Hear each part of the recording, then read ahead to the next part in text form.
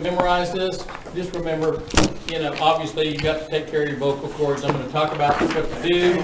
That is kind of a definition of what the vocal cords are. I'm not going to read that to you. You can read it on your own time. Uvula is a test question. I would highlight this. The uvula plays a key role in the articulation of the sound of the human voice. The uvula functions in tandem with the back of the throat, the palate, and air coming up from the lungs to create a number of guttural and other sounds. You've seen the, in the back of your throat, you see that little thing that hangs down, looks like a little wishbone kind of deal? That is the uvula, and the uvula will be on the test, so highlight that definition. Epiglottis is on your test.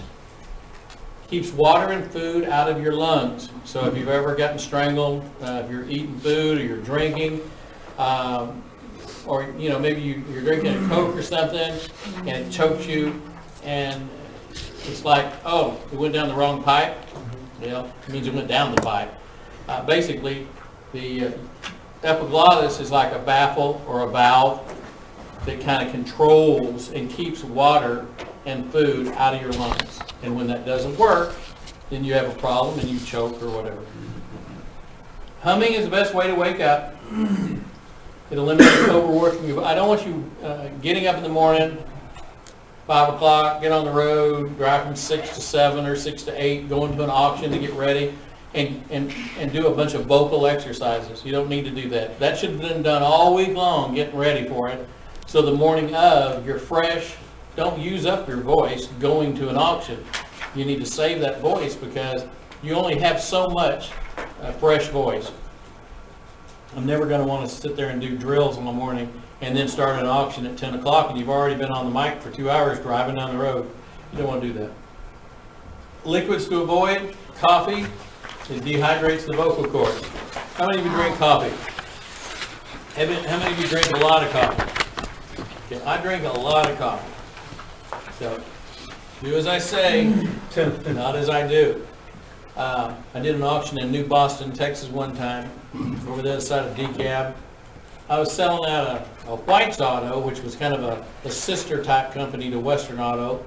In fact, Mr. White lived in Sanger, Texas for many years. And but their company was based in Wichita Falls. When White's Auto, they were just like Western Auto. Every little town in Texas had a Western Auto and a White's Auto. And then Western Auto bought out Mr. White's and they merged. So every little town like El Campo, Texas, they'd have a White's Auto and a Western Auto. They'd figure out which store was doing the best business. They would force one to close and kept one open. And but just the thing about coffee is I just love coffee. I don't care what time of day. I may have a cup of coffee in a minute. But it's not good during an auction. So I'm doing that White's Auto in New Boston. And I started the auction at 9 o'clock on Saturday morning. We finished the auction at 6 a.m. Sunday morning. I was the only auctioneer. I did not plan well. I did not plan to have a long auction. I didn't think it would go that long. And I didn't plan on not needing a backup auctioneer. Big mistake. They kept up with it. I drank 40 cups of coffee in that 24 hours. It was brutal. But I never did another auction after that. That was probably December of '82. And I don't think I ever did another auction without having a backup auctioneer. And I started learning the appreciation for having a good backup auctioneer. I'm not saying I never had one before, but I just didn't think I was so busy, I just didn't worry about it. Oh, it's okay, I can do it. Well, that's a long time. Milk thickens the mucus and muffles your voice. I would avoid milk before an auction. I wouldn't drink milk, with your breakfast the morning of a sale. I would avoid anything that is milk-based, cheese, cottage cheese. It just creates mucus. And if you have sinuses, if you have bad sinuses that, maybe you have sinusitis or you have drainage all the time, this is going to contribute very poorly. We'll talk about things like acid reflux in a little bit. I used to have acid reflux bad 25, 30 years ago, 15 years ago, and I've kind of gotten this thing where I like ice cream. You know, I had gotten to where I didn't really need ice cream, but now I'm getting older and I like ice cream. The problem is I like ice cream right before I go to bed.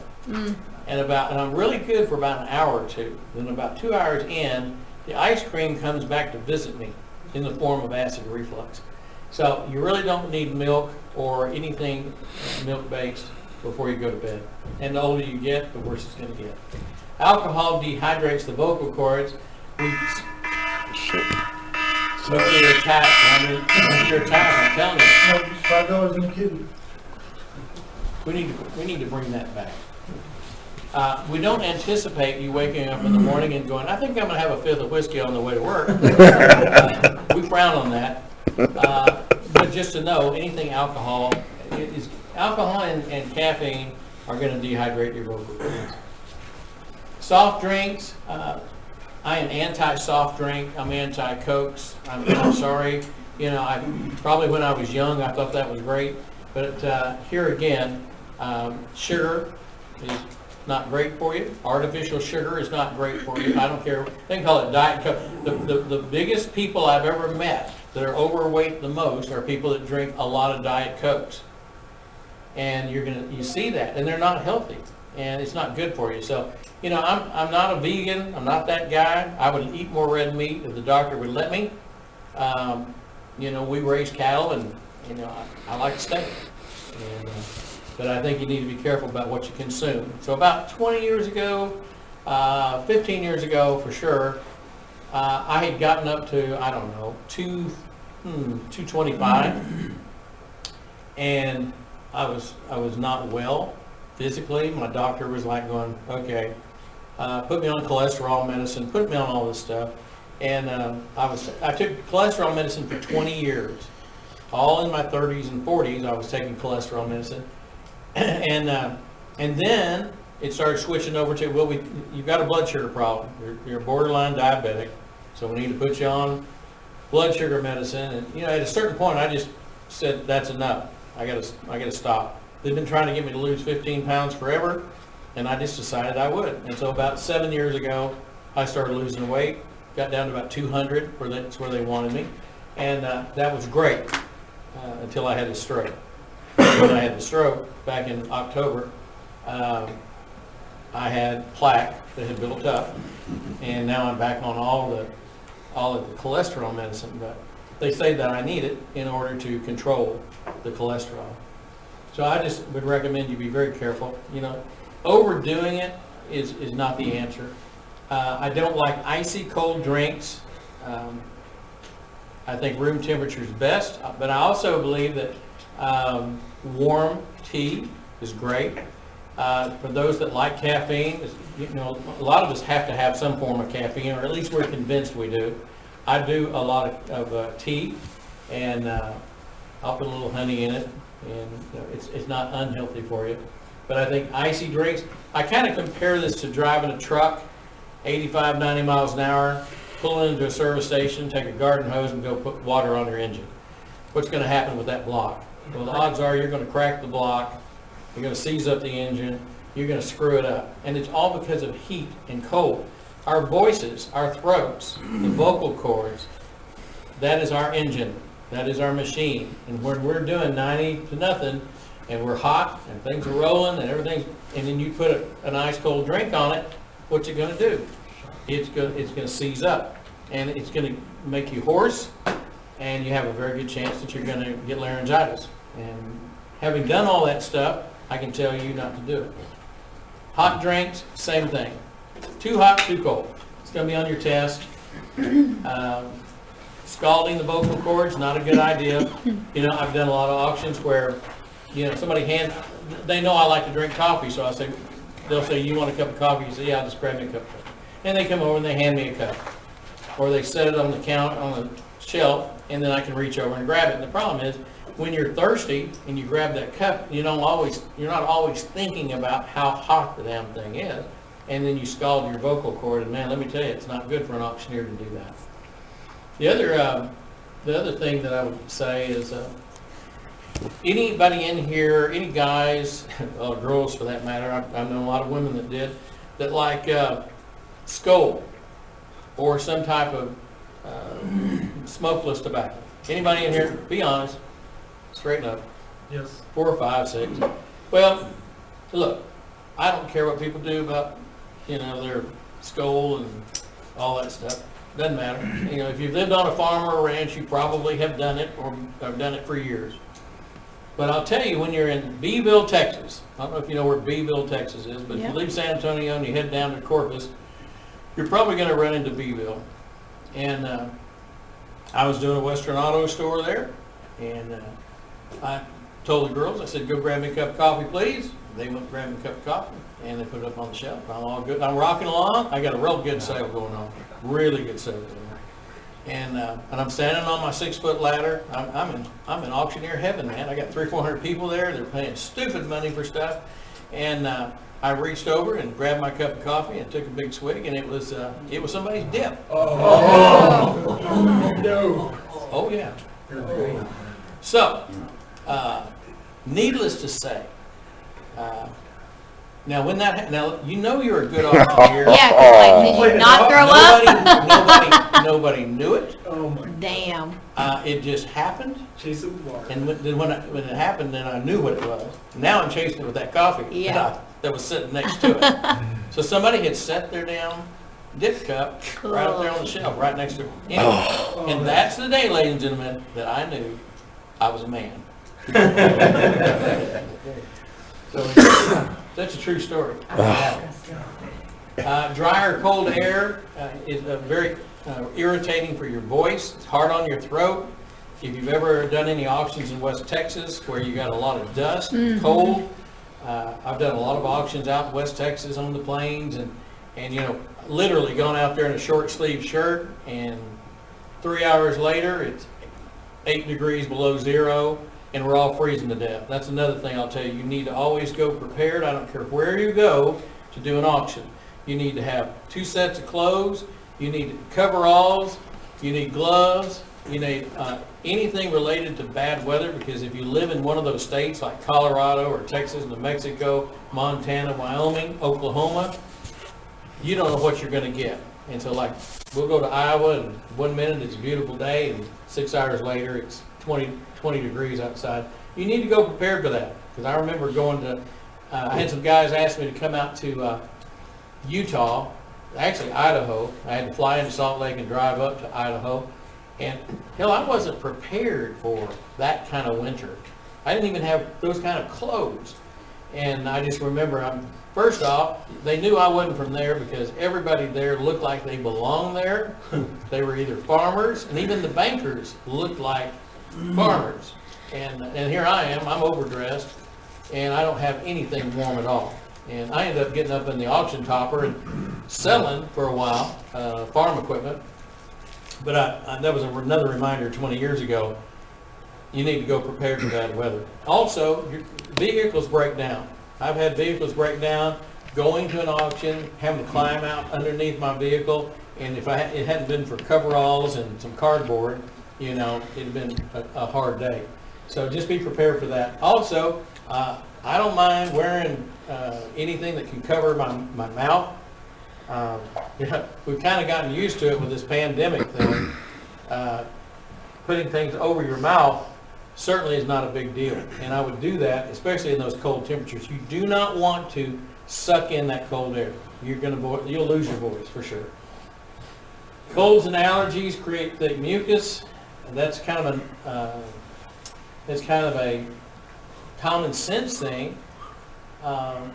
But the question is, how do you avoid colds and allergies? Well, I tell you what, that's all we've been trying to do for 2 years, is avoid colds and flu and whatever the hell they're calling it.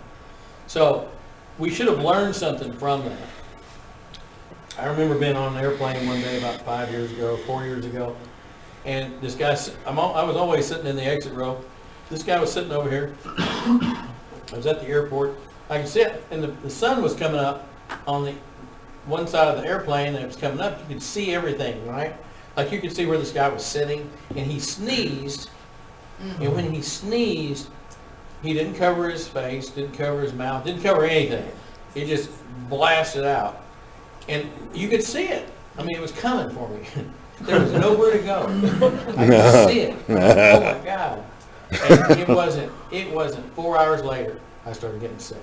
So, I mean, I literally took a straight shot from this guy. When I'm flying, I do everything I can to avoid sick people. If I see somebody, and I fly Southwest a lot, so I get to pick my seat. And I try to avoid little kids, little sick kids with sick parents. If they're blowing their nose or they're coughing, I'm noticing where they are and who they are before we ever get on the plane. Because if they land up anywhere near me, I'm going to get up and go somewhere else. I will go somewhere else. Even if it's a worse seat than what I have, I'll do that because I don't want to be anywhere near them. Okay? So I would use the sanitizer. When this is all over with, if we ever get it over with, I'm still going to use hand sanitizer. You know, I think I've got enough built up immunity now from all the things that I do. It's kind of like little kids that eat dirt, you know, they never get sick. It's the ones that everybody coddles and takes care of. They're the ones that get sick. It's not the ones that live on the farm that are around all this stuff. So anyway, just be careful where you sit on the airplane and who you surround yourself with. Oh, and that goes for your grandkids and kids too. If you know they're all sick at their house, don't go there. It's just stupid. If you know you have family members that are ill, you don't go where the illness is. You just say, look, we'll get together in 2 weeks, or we'll get better. We'll come get together when you guys get better. It's not worth getting sick anymore because you don't know how bad it can be. We've already talked about tobacco smoke. Caffeine dehydrates the vocal cords. Sharp clearing of the throat. If you're a person that likes to clear their throat a lot, try not to do that. That's hard on your vocal cords. The more times you do it, the more damage you do. If you go to sporting events, there's a lot of people that go to sporting events, and a lot of people have kids and grandkids that are playing. They're playing soccer, they're playing football, they're whatever they're doing. And I've got friends in the auction business. People in this room know a lot of my friends that are in the business, and they've got 3 or 4 kids, and those 3 or 4 kids all have sporting events. They all played football, basketball, baseball. And this one good friend of ours who is a car auctioneer, he would work all week. He'd come to Dallas. He'd stay in Dallas Monday through Friday, and then Friday afternoon he would go back to his ranch where he lives and then go to his kids' ball games. So Thursday night, Friday night, Saturday night, it's always a ball game. Always. Well, he's screaming and yelling. He's already damaged his vocal cords all week long because he's had a sale in the morning and a sale in the afternoon or at night. He was doing 6 to 8 auctions a week, and then he goes home and screams and yells, and he couldn't figure out why he had a vocal problem. So just be careful about over-exercising your vocal cords. That's your money. Your voice is your money. Food to avoid: dairy products. Chocolate. I love chocolate. Snickers are my friend. I love Snickers. I'm not a freak about it, but what I would recommend you not do is if you're doing an auction, the day of an auction, and you go over to the truck or trailer or the van or wherever the food is, whoever the caterer is, don't stack up a bunch of chocolate bars and start taking the chocolate bars and eating those up for energy, because all of that chocolate combined with the syrup and all the stuff inside of it, like all of the things that are thick, like the nougat. You've heard about the nougat. I never knew what the nougat was until I started researching my chocolate products. And you just need to avoid anything thick, because if it's thick, it's got any kind of milk base to it, or it's got chocolate in it, it creates a thickness just like mucus. So I would avoid that. Love hot sauce. King of hot sauce. Give me some hot sauce. I'm going to have some water. Could I have some hot sauce, please? I am addicted to Tabasco and anything hot, but you got to be careful about it, especially on your breakfast in the morning before you go do an auction. Everything's about the auction. If you're going to do an auction in the daytime or an evening auction, don't eat a bunch of greasy, food with any of these things, because all you're going to do, you're going to set yourself up. I used to eat breakfast. First off, I highly recommend breakfast. Breakfast to me is the most important meal in the day. It's more important than, in fact, the world would be a better place if we all ate breakfast, we had a light lunch, and almost nothing for dinner. If you could avoid eating dinner, you'd be way better off. Because what we do is we gorge at night, and then we go to bed. And that's when we pack on the pounds.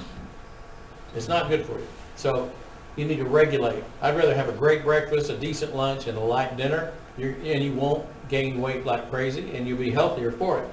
So just kind of be smart about your diet. These guys know what they're talking about, okay? We're the fattest society we've ever been. It's unbelievable. If you look at pictures of the United States crowds in the 40s, and the 50s, and the 60s, they were thin. People were thin. We didn't get fat till we got addicted to fast food. And when we got into McDonald's and all that stuff for the last 20, 30 years, 40 years, we've now been trained to eat that kind of food, and most of it's not even fit to eat. If you knew what most of the food is you eat, you wouldn't want to eat it. So be careful about the greasy foods. It's going to create reflux and mucus. Okay, horses, gastroesophageal reflux. Guys, if you eat at 8 o'clock at night, or 9 o'clock at night, or 10 o'clock at night, if you eat pizza, you eat a bunch of food before you go to bed, you've got a great opportunity to have reflux. The bad thing about reflux is when that acid comes back up and it lands in your throat, you're destroying your vocal cords. I did it. That's why I know about it. And you just need to go out of your way. You should have your dinner, if you can. Train your family to eat early. Eat at 6 or 7 o'clock. 8 o'clock's too late. Because after 8 o'clock, that's when it's a comfort thing. So 8 o'clock you eat, 9 o'clock you're sleepy, 9:30, 10 o'clock you're in bed. About 10:30, 11 o'clock, you got reflux. And then you go, I don't know why I've got reflux. I know why you have reflux. Smoking will do it, allergies, thyroid issues, neurological disorders, trauma to the voice box can cause hoarseness and also the normal menstrual cycle. Acute laryngitis is swelling from a common cold. By the way, there have been tens of hundreds of thousands of people in the United States in the last few years died of the flu. You don't hear about the flu anymore because we don't recognize the flu anymore.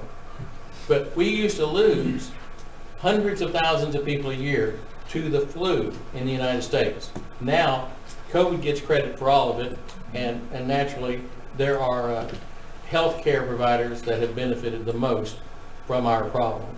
You don't hear the flu anymore. We used to have a flu count. That used to be on the news, just like when we had soldiers get killed overseas.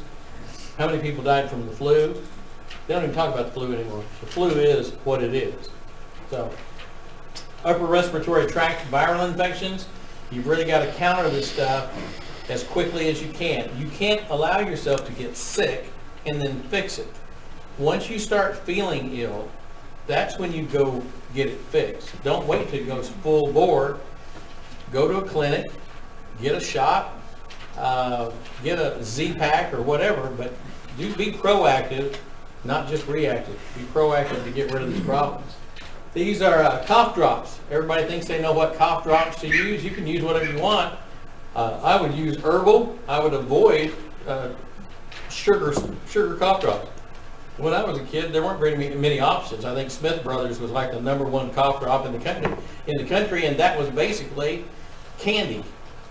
Smith Brothers cough drops was just candy, and you ate all you can get your hands on. It's like, man, this is great, because you're ODing on sugar. Avoid the honey or liquid filled, and of course that's the most attractive thing. That's what they sell. They're selling you on vapor action, right? We're going to use that vapor action because that's going to kill the pain. Yes, it kills the pain.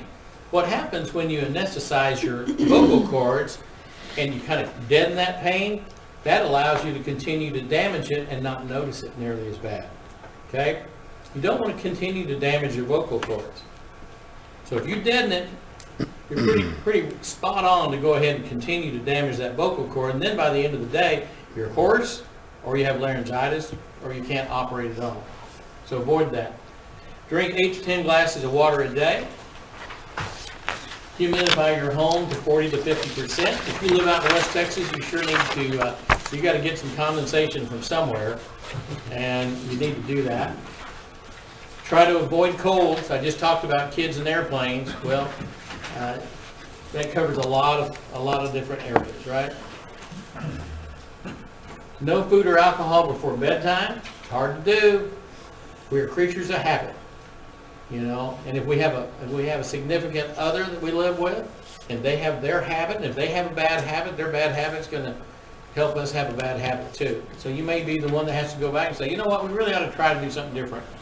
If you know you have an issue with weight or health, deal with it. Warm lemon water or tea is probably the best way to clean a vocal cord up, in my opinion. Warm lemon water or warm tea, because they both have natural stripping agents. So if you have mucus or drainage on those vocal cords, you use this stuff, it'll cleanse it, clean it off. Probably why you do need to be careful about lemon. I know some auctioneers that they'll go to the store and they'll buy one of these plastic bottles of lemon and lime, you know what I'm talking about? That a lot of people put in drinks and all that kind of stuff. And I know a certain group of auctioneers who actually buy that and then squirt it right in their mouth. That's not good for, it's acidic, and it will, okay, it may help your throat, but it's going to destroy your teeth. So, you know, because it really, it doesn't only strip the vocal cord, it's stripping the enamel off your teeth, so be careful with that. Warm salt water solution. You know, God created pretty much everything we really need, and salt is one of them. And if you will use salt to gargle with, a warm gargle, salt water, it's better than anything you can buy over the counter, okay? I always wondered about that with my mother. My mother was a big gargle person. She gargled, you know, when I was a kid, and I go, well, that's interesting. Well, she never had a cold. I never saw her with a cold. She's 80-something years old now. Like Epsom salt, or does it matter what kind of salt? Sea salt? I don't think I would use Epsom salt. Okay. Yeah, that's for the bathtub. Maybe you soak your foot in it. All right, well, I mean, just iodine? No, just salt. No, salt. Just Regular salt. Just regular old kitchen salt, you know? That is interesting, though. You're the first guy that ever asked me that question. Well, I've never used it, so I don't know what it's for. So. Well, hell, I've never seen, you know, any antique on their hand. Yeah, I'm really impressed with that. I mean, that really is interesting. Don't y'all think that interesting? It's my favorite part of this entire day. We'll remember for 30 Forever. minutes. We'll never forget you. Well, Eric. let me tell you something. I'll be telling this story Uh-huh. as long as I've got options. Well, I also have a sandwich tattoo. Where's that?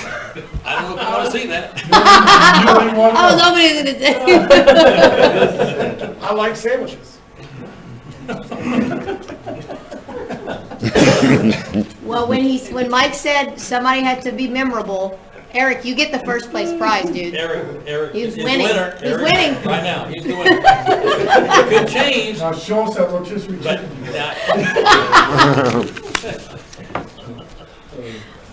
my main thing is just keep your clothes on. I don't want to see anything weird. Warm towel. So I was doing an auction in Floresville, Texas, outside of San Antonio, 35 years ago. Speaker system went out. It's dead. I've got 200 people in the room. If you can imagine a room about this size with 200 people in it, and I'm already tired. You know, I've been on the road. I've been doing sales every 3 or 4 days, and now here I am in Floresville, Texas, and I got laryngitis. I mean, I don't remember who I handed the mic to, but I just knew there was no point in me continuing on. It was just like, hey, you can't do any worse than I am. Which is a great endorsement. Yeah, that is the vote of confidence. So anyway, that night I don't know if I'd heard about this or if I just dreamed it, but I did it. and I took a hot towel at the hotel. There were no hotels in Floresville. A motel, and I just soaked it in hot water and heated it up and put it on my neck, and I laid down and went to sleep. Got back up around 1 o'clock in the morning, heated the towel up again, and almost boiling hot water. It was as hot as you could take it. I put it around my neck and went to sleep. Woke up the next morning, I went from 0 voice to 100% voice in 9 hours. And I've done it multiple times. You never hear anybody talk about doing this. I don't know if it works for anybody else, but it worked for me. So that's just an idea. And it had something to do with the condensation, I'm sure. Steroid shots and Z-Packs. I'm the king of 24-hour places. You know, Care Now, these little clinics. Because you're in the middle of either nowhere or you're in Austin, Texas. It's 8 o'clock at night. You're getting sick. You got to do something. I'm the guy that goes in there. And so then whoever's on duty, which is usually like they're almost like an assistant to a doctor. I don't ask them for their opinion anymore because I've been doing it so long. I know what's wrong with me, and I just tell them, here's what I want. I don't ask for an exam. They can check my blood pressure or whatever, but I'll just tell them, either I want a shot or I need a Z-Pack. That's what I ask for. They go, are you sure? I said, I'm very sure. Just give it to me. And they'll just give it to you and send you on down the road. But I believe in getting on it right away. You've got to fight these things in the early stages, okay? Vocal cord, this is on your test. I would make a note. The vocal cord only creates 1/10. Very important. The numbers of the answer. 1/10 of 1% of the total sound that the vocal cord creates. 1/10 of 1%. Now, if I ask somebody that in this class without telling you in advance or showing them to you, if I said, how much sound do you think the vocal cord makes? They'll guess 25%, 50%, all these ranges, 1/10 of 1%. But the reality is, if you don't have a vocal cord, how much sound can you make? Zero. Nothing. You're not going to make any. So that little vocal cord is very important. All right, I want y'all to memorize this. No, I don't. This just shows you, if you really get interested in the makeup of the physical body and the diaphragm and all these things, everything that we need to be an auctioneer is right here. Okay? The diaphragm, you've got to pump that air out. You've got to be able to build up that engine. Let me tell you, I'm so happy now that I have most of the volume that what I'm going to get back, I've got. 2 years ago, guys, I had no air. I would come in here and try to do these drills with you guys, previous classes last year and a half.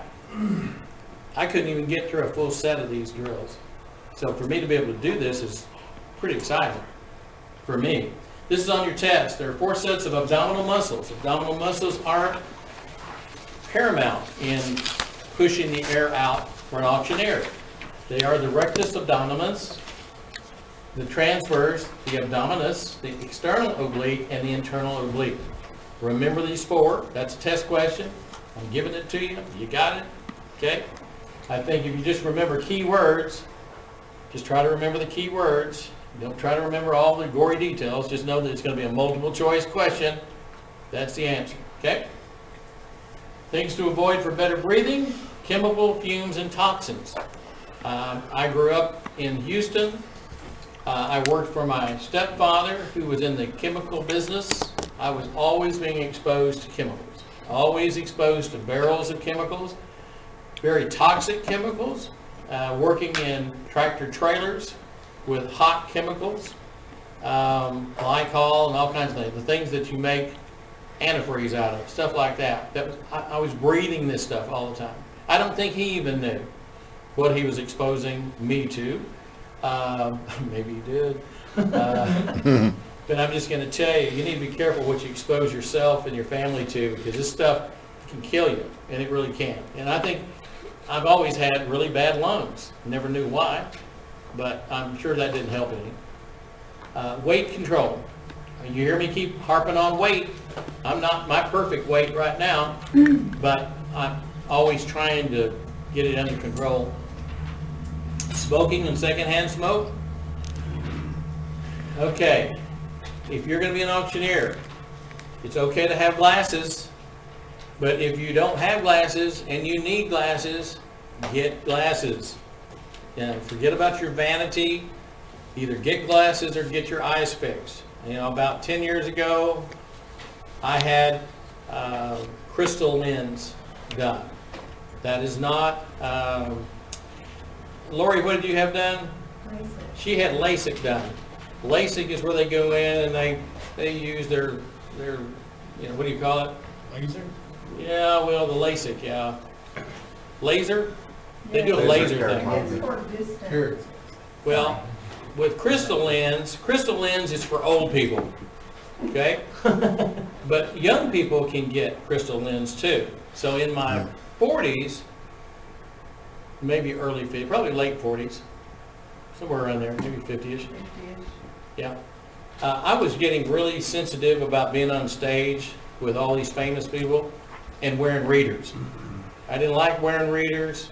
In fact, back in the day, I was doing an auction here in Dallas on stage with Cindy Crawford. You may know who Cindy Crawford is. She sells more makeup than any woman. I'm not even sure it's really Cindy Crawford. They may have just put a new face on this woman because she always looks like she's 35 years old. But Cindy Crawford and I are on stage, and it's a really magical moment. And I've got my readers on, looking like an old dude. And Lori was there. And when I got through with that, I was going, I really don't like having to read my notes. And everything you have, you can read, I hope. I couldn't read anything. And we got to the point here in school where I could not read notes because I couldn't see anymore. I was the highest level readers you could get. And I just decided one day, I went to the eye doctor, and the eye doctor said, listen, you already got cataracts. You're going to have advanced cataracts. We can go ahead and replace your eye lens now. They literally go in, slice the eye, slide it out, slide an artificial lens in, and all of a sudden you wake up and you can actually read. And you never do anything with it again. Nothing changes. So I did that. Peripheral vision is mandatory. You're going to be in the auction block. You're looking at 50 people, 250 people, 2,500 people. You want to be able to see. And you've got to be able to see your ringman, and you've got to be able to see the bidder numbers, bidder cards. So you've got to get your eyes fixed, or make sure you've got good glasses, or have really good health, okay?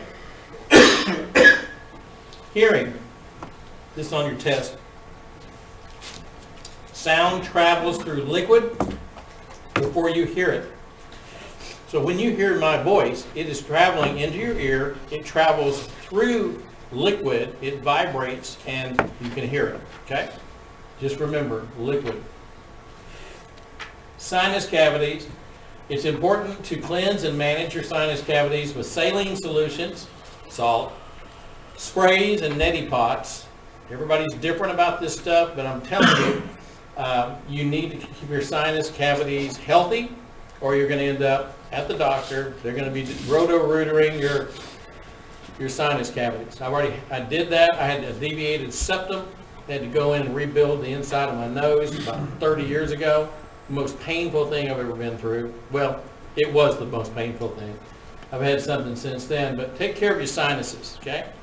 If you need to use sprays, use it. Again, be proactive, not reactive to your throat. Schedule an annual physical. I can't be more adamant about this. I always tell my classes, everything I teach, I talk about annual physicals.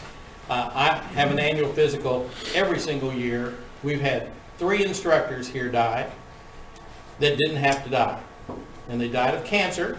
And they died of cancer because they didn't have annual physicals. They didn't want to go see a doctor. And that's foolish. It's foolish to give up your life because you don't want to go see a doctor. So you need to go see a doctor. It's important. You owe it to your family. And that's one thing I would ask you to do. Two things for sure. Schedule a annual physical and get your will done. I spend an inordinate amount of time dealing with people and wills, or people who didn't have a will. And I've dealt with so many people, even in 42 years or 44 years, if you can imagine the thousands of auctions I've been involved in, so many times it is about a will or the lack of. So do your family a favor and be a good family member. An ENT, head and neck surgeon, speech pathologist, language pathologist, teachers of singing, acting, or public speaking. It is my throat guy, my nose guy, just retired. I had him for about 30 years. He actually served in the Reagan administration. He was known as the guy in Dallas, Texas. Everybody from Frank Sinatra, Elvis, Fleetwood Mac. If they performed in Vegas in the last 30, 40 years, he's the guy. They would fly him in, or they'd come here to Dallas to be treated by Dr. Kirkham. Well, he decided to retire last year, which was like a death sentence for me. I'm just like, oh my God, because he's the guy that was always there for me. Find a Kirkham somewhere. Find you somebody in Houston or Austin or Dallas, Fort Worth, whoever is known as the #1 throat nose person. That needs to be your doctor. Not talking about your general practitioner. I'm talking about that specializes in taking care of things that you use in your voice. They don't cost any more than a regular doctor. So you need to do that. Okay, teeth. The first thing people see, people always look at your teeth. 3 annual cleanings. Repair as needed. Do not wait. Always carry mints and mouthwash. Brush every day and prior to working. If you're going to go do an auction, brush your teeth before you go out there, okay? Because you're going to be in somebody's face. And people are getting way more particular about how close you get to them. You know, the safe distance. When I say safe, I'm not talking about COVID. I'm talking about, your personal space. Not everybody, especially fundraisers. You've got a lot of people with a lot of money wanting to bid. You don't want to get in their face. You don't want to get any closer than probably 3 or 4 feet away, if you can help it. Some of those people, they'll call you over. Well, if they call you over, then that's okay if they call you over, but don't just go into their space, because you can make them mad and then they're complaining to somebody. You don't want to get complaints filed on you because you're in their space. Speaker systems. Well, I just bought this one last June. I want you to see it because I'd say I'm proud of it. I'm not just proud of it. I'm in awe of how much it cost. It's ridiculous. So I had a unit like this that had a CD player. Okay, had a CD player in the back. Well, this unit, this is the latest, greatest, and it's got Bluetooth. It takes a USB if you want to put, if you want to create a playlist. If you want to put your terms and conditions on a port where you can just stick it in here and then play it, or you can do it with an audio file. I like this idea because now what you can do, you can put a soundtrack behind it if you want to, but you literally can walk off, turn on your machine, people walk into the auction, and at 8 o'clock, you push the button, and you are given your terms and conditions all morning long. Or maybe you play it, and then you come back around 8:30, you push the button, and you play it again. And the reason I say this is, this protects you too. It's not, if you get sued, heaven forbid, you need to protect yourself. And one of the ways to do that is, instead of just doing your terms and conditions in front of the people out loud, have all your terms and conditions in here on a repetitive basis, and it's exactly the way you said it the first time, exactly the same way you said it at 10 o'clock, okay? They can't argue and say, well, he didn't say that. Well, let's see what he said. Let's play that back in the office. Here's what he said. Oh, I didn't hear that. You know, we constantly are having to record everything we do.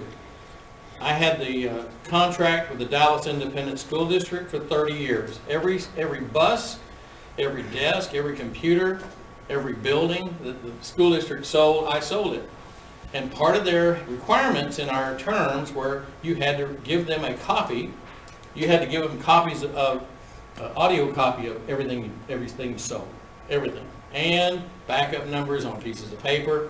You know, you got to remember this is the same school district that had a superintendent that was buying furniture in San Antonio and had a condo, had the FBI on them all the time, being checked out for fraud.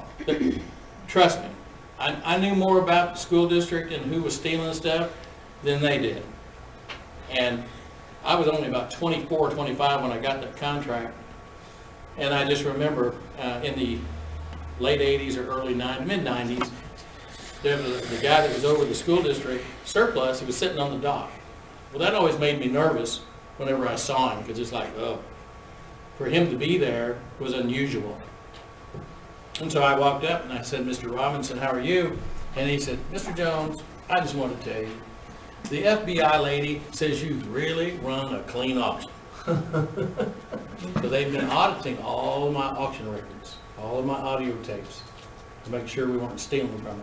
But we ran a clean auction, and we always did. But you know, there were a lot of people going to prison at that time with the school district. So that my lesson to you on that is, remember, you're always being recorded. If you do a contract with a governmental entity, they're looking for problems. The FBI does the research. There's probably now cameras everywhere. So you can't cheat on your auction records, and you can't cheat an entity. And there used to be a lot of auctioneers back in the old days that could whip an accounting for a seller with a pencil. You know, all of a sudden that $500 two-door refrigerator becomes a $300 one. And they collected the $5. The seller didn't get the full amount. I'm just telling you. I've watched it my whole life. I've seen a lot of crooked auctioneers, and most of them don't make it. They may make it for a while, because thieves always get caught. Thieves always get caught. They just don't know when it's going to happen or how it's going to happen. And I've had people go through this school in the last 10 years that had a gold mine, and within 3 hours of here, started an auction house, have a great auction opportunity, and then didn't pay their consignors, didn't pay the sellers, and then just pretend like, well, I don't know what you're talking about. Well, let's go to Austin. They're going to tell you, and then they're going to nail you, and it's felony theft, and you're going to lose your license that you just went through all this trouble of going to auction school, getting a license, opening a building, buying a building, filling it up with stuff, getting consignments, and then not paying people. Is that crazy? Insane. That's an amen. Amen. So, I'm really particular about that. Here's the thing about these units, real quick. I like this. This is the latest thing they have. This is sold by a friend of mine in Ohio called Basinger, B-A-S-I-N-G-E-R. He'll give you a discount. He'll give you the Mike Jones discount if you buy anything from it. I bought that because I wanted the latest, greatest, newest, coolest. You know, when you hear music on it, it's coming straight from my phone. You know, all I do is hit the button and it's playing music. I like that. I like to be able to play music, but I especially like the idea of having terms and conditions, all the disclosures going, and it's standard package. I don't have to recreate it. Don't have to say it again. I record it one time at the office, and there it is. Okay. Mid-range. So right here on this unit, here's the low or bass. Here is the mid-range, and here's the high or the tenor. Those are the three sounds we're talking about. That is on your test, by the way, too. If I say bass or low, they're the same. But you need, and here's why that matters. I took my sister to auction school when she was 14, took her to Missouri auction school. Her voice was very high, very high. She was not necessarily fun to listen to. Two things. She's a girl, so she was already being disrespected because she was a girl. Number two, she had a high voice, which wasn't very appealing. So if you have this, I can give her all the bass, take out all the treble, and take all the mid-range out, and just bass her down to make her sound more pleasant. Now that was in 1984. Today, I think she just turned 50, and she won the international championship in '96. She's a rock star in her own right, but she started just like everybody else, doing auction school and low rung on the ladder. And we drove back from Kansas City. When we got back from Kansas City, I had an auction that morning. We pulled in to Gainesville at 6 a.m. and at 9:30, 10 o'clock, I put her on the microphone. Because that's the best way to learn how to do it. Just get thrown in the fire. And in fact, this week I was going through some things in my container, and I came across the first thing she ever sold in an auction, and which was a painting. When you're in your first auctions, though, do you screw up a lot? You don't remember. Yeah, you probably don't. 'Cause You don't don't say it. remember because you're in that moment. And you know what? It doesn't matter. Because you know why? Nobody cares. You're the only one that cares. You're the only one worried about it. The only thing the seller cares about is the amount of money you brought them in, and that because once you leave here, you're going to know the basics. You're not going to leave here and not have all the basics right here. You're going to know what to do. The person that totally screws up is someone who knows nothing. They have no idea what they're doing. They get up there, they say all the wrong things, they piss off people, they piss off the seller, they piss off half the buyers, they mean well. There's nothing worse than a well-meaning auctioneer. It's kind of like a practicing attorney. I don't want them practicing on me. Don't practice on me, cat. So I would not be worrying about that. Screwing up is something we all do. We're all going to do that. The best way to avoid screwing up is to be prepared. If you're prepared and you know your product, you know what it's worth, you know your crowd, so you can talk to them, then you can have a conversation with them during the auction and get them to give more. It's your job to have a relationship with your buyers so that your seller knows, as Dan learned the hard way, that auctioneer gave it 110%, did the best they could. There was no question that they did all they could to get the most amount of money. That's all any seller ever expects, is for you to give your 100% effort. And they can sure tell when that you don't, or you're not prepared, or you didn't invest any time in what they were doing for you. I'm telling you. I've seen it. It's all about product knowledge and relationships with buyers and sellers. You can cover those three things, you should be successful. Amen. Amen. Make sure that your equipment will cover the room. I did it wasn't Ducks Unlimited. It was, I don't know, it wasn't waterfowl, but it was something, very similar. And it was in College Station, and they had this fundraiser, and I go to do it, and I had a speaker of some kind. They provided me a speaker, and there was about 200 or 300 people there. It was a big room, and nobody could hear me. Between the noise of them talking and all their drinking, they were fully engaged in drinking and talking. Nobody could understand me, nobody could hear me, and it was the biggest disaster, one of the biggest disasters I ever had doing an auction. And I swore then, I'll handle my own sound, or we'll make sure whoever they bring in knows what they're doing. Worst thing that can ever happen to you is you get credit for bad sound. It's bad. So, and what was really bad for me, what bothered me a lot is that the chairman of the event was my sister. Different sister. She was the chair of the event. She was so excited to have me come down and do it. I was excited to go down and do it. And, you know, it didn't work well. You know, it didn't hurt our relationship. She felt bad, I felt bad. But at the end, it's just bad. Don't let sound ruin you. So can you hook onto those speakers? Can you add more Yep. with that? Yep. You can add multiple speakers. These are all mic inputs and outputs. You can do a wireless handheld. You can also do a wireless headset, or I can plug in a hardwired microphone. So you can do just about it. Whatever you need to do or want to do with a sound system, you can do it with this one. You can add multiple speakers, and in fact, I just did that. And what's ballpark price on something like that? $4,000. But that's, can you use it for, I mean, you'd have to tap into the bigger AV system if you're doing a 500-person auction, you know, or If I'm doing a fundraising bigger, side maybe. not even huh? talk about using one of these. Right? I mean, No, that's when you need to talk to the Yeah. organizer, or if you're the organizer and you say, okay, we need a soundboard. And you know, even then, we get these people here in Dallas, Fort Worth, where they're getting paid $10,000, Yeah, it's $15,000, and they're crap. Yeah. You can't hear anything. And I go do these events, and I'm like, I'm mad. I'm upset.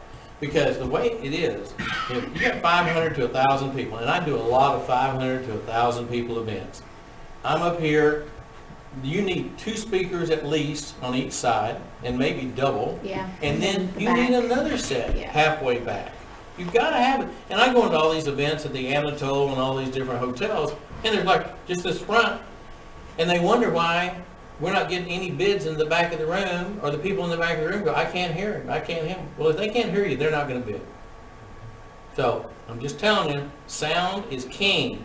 Sound's more important than your auctioneer, because the auctioneer can do the best they can, but if nobody can hear them, you're screwed. Yeah, and on the charity side, a lot of times you're watching your budget, and, I mean, we've learned our lesson in Midland. We lost probably $250,000 because we had, the AV system I'm was sure. not up to par, so. Well, You just spend it so you listen, can make it. Listen, you got to decide when you're in the fundraising business, and we've got somebody that's going to talk about fundraising from A to Z. You can't hide from cost. If you want to bring in 100,000 or 200,000, then you've got to spend 50,000 to make that happen. You have to, if you're going to do it right. And when I say 50, I'm talking, you know, if you want an auctioneer like me to come in and bring 6 ringmen, quality ringmen, and then you bring in the sound, and you're doing food and all this stuff. You know, I've got one event. I have one event. They spend $1 million to raise $4. That's what they spend. And why do they spend it? Because when they spend that money, they're getting top line entertainment. They're going to have Chris Stapleton, or they're going to have, you know, somebody from Nashville come in. They're going to pay them $100 to $150 just to perform. But then you got all the other gravy that they spend money on. Lots of stuff. The venue, I'm just saying, and maybe it's not exactly $1 million, maybe it's $500,000. But what difference does it make? It's still $500,000. That's a lot of money to spend. But if you want to ensure a great event, and you're going to have the players there, that's what you're going to have to do. So, do you want to use wireless or hardwired microphones? I want to be able to walk around. And I know that if I'm on a cord, that cord only goes so far. Most of the people that I do business with, they want a wireless handheld or a headset where they can move anywhere in the building, walk around if they have to, jump off the stage if they want to. And it just depends on what you're trying to do. And the other thing is power sources. If you're working in a ballroom, that's one thing. But if I'm out selling construction equipment, let's think about something. Construction and farm equipment. Let's say we have one of these or something like this. This will cover up to 500 people, probably pretty well. And with an auxiliary speaker for sure. Well, I'm standing out in the field in the middle of nowhere. How long is that going to run? How much do you trust it? They tell you it's got an 8-hour life or a 9-hour life, But what happens if that sucker goes out in 4 hours or 5 hours? And I've had it happen, because these batteries do go out over time. These are chargeable batteries. You know, we don't always plug into the wall. I like to keep them plugged in. It works well for me. So normally what I'll do, I can afford 2 of these or 3 of these, but not the average guy. The average person doing this auction, they can't afford 2 or 3 of these. So hire you an auctioneer as your backup and ask them to bring their unit. Make sure they have a unit. I'm not going to hire somebody that doesn't have a unit like this or something close that's good for another 4 or 5 hours or 8 hours. I'm talking about in a construction setting. And when we're talking about a fundraiser, that's a whole different rodeo. But I want to have coverage. And then I may have a third system that may just be like, well, if everything goes bad, I've still got this horn I can put on my shoulder, right? If worst comes to worst, I've got something. And the other thing about the power sources, you're going to need a generator. You need a generator so you can plug everything in and keep it charged up. Always have a generator available. Don't ever get into the auction business in the middle of the country or on a farm or a ranch or a construction site without a generator. You're going to have it. You'd have to have a quiet one, wouldn't you? Well, put it far enough away. Okay. Buy a lot of extension cords. Is that an internal battery or external? Can you remove them? I ship it back to the manufacturer and they will replace it. Okay. They'll redo it. They can put a new one in. Every system I've ever owned, I've had to ship back and put a new unit in. These are all rechargeable, but all batteries have a life. Sooner or later they're going to die on you. These are different brands, if you're interested, different brands. You know, this is just like refrigerators. You can list all the refrigerators you want to, and probably 3 companies make them all. Same thing goes for this. There may be 25 different companies there. 3 companies probably make them all. They put a different brand name on it. They put a different sticker on it. You've got a company here called bhphotovideo.com. You can, if you want to check those out, you can. These are my buddies up in Ohio. That's who I bought this from. The reason I do business with Baysinger is because I've been doing business with them for 30 years. They never let me down. I had a problem in that one of my guys broke this little piece right here. This is the Bluetooth signal, and it picks up what I have to have for Bluetooth. Well, my buddy came up and he bumped into it and bent it. It was brand new. Made me so happy. And but I sent a text to Rich Baysinger, and within 3 days I had a new one sitting in my post office box. So you need somebody that can provide service after the purchase, and that's hard to find today. So I'm a big believer. So the $4,000 or whatever I paid for it was the unit, a headset, a portable handheld, and the base and a cover, because it goes into this will fit into a cover. Okay. So anyway, portablesound.com. Portablesound.com. They're in Lima, Ohio. Great people. That's who you recommend? That's who I recommend. Okay, any questions about that? Okay. Well, that's all I have to say about that at this time. Yep. That's it. All right, it is 1:15. I'm ready to take a break. Let's take 10 minutes. Let's get back in 10 and we'll do something else. Oh, we got through it.